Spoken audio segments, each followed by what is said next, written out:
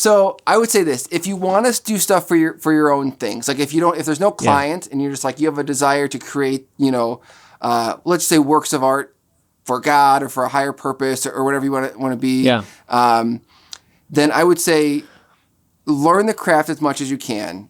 Just find as many people that. Now it's so easy because you can just be students of so many people just online without meeting them in person. Where in the past you had to like know people physically. So I think a combination of both, learning as much as you can from online, try to study, like be around someone that is just really, in your eyes, really good or better than you, and just soak up, like steal as much information you can. I don't mean steal, but just like it's yours to take. Like most people are very generous with their knowledge, and so just take it, absorb it, and hold on to it.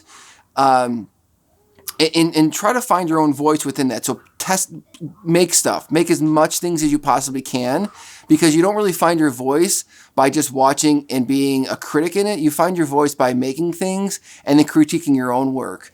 I remember when we were making our first kind of like short film, it was a client, so they were giving us some money, but we had a lot of control over it. And I was like, I don't know. I don't know if I want my first short film to be this. And I was like getting a little too like filmmaker. And I was like, slap myself in the face, like, get over it. I'm not that, what do you think? I'm just going to be like Quentin Tarantino and like Reservoir Dogs is my first film. And it's just amazing.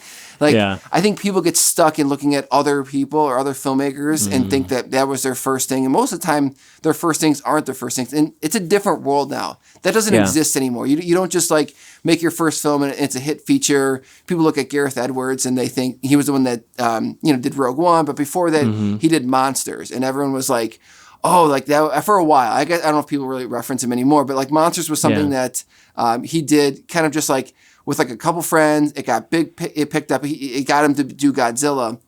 No, you got to just make a ton of stuff. Make a lot of it. Do a lot of it really badly. Learn from it.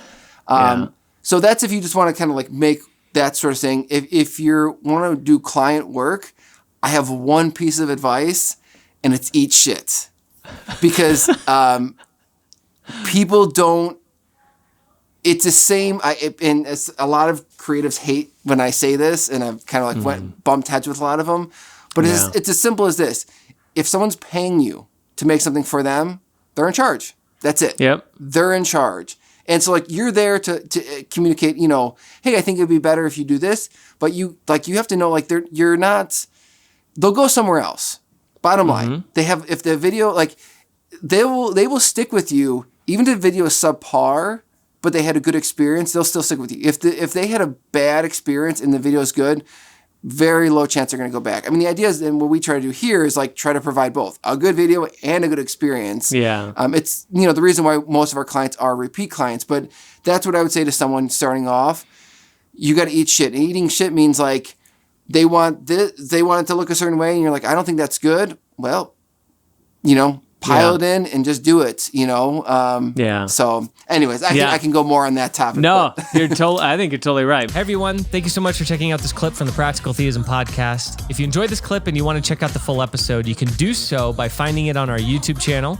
Definitely consider subscribing and ringing that little bell so you can continue to get updates and notifications when we release new episodes and new clips just like this one. I hope to see you soon.